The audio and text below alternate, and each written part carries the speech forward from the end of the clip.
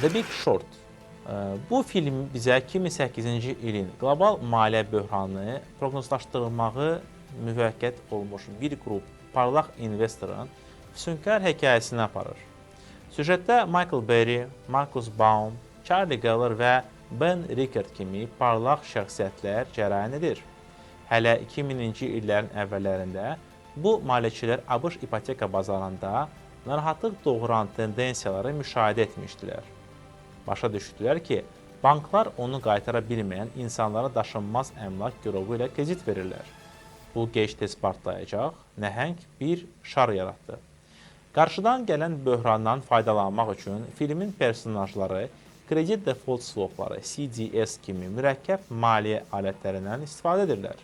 Əslində onlar ipoteka kreditləri üzrə bir növ sığorta müqavilələri bağlayaraq borcalanların borclarını ödəyə bilməyəcəyinə mərc edirlər. Onların proqnozları təsdiqləndikdə və daşınmaz əmlak bazarı çökdükdə bu investorlar böyük sərvət qazandılar.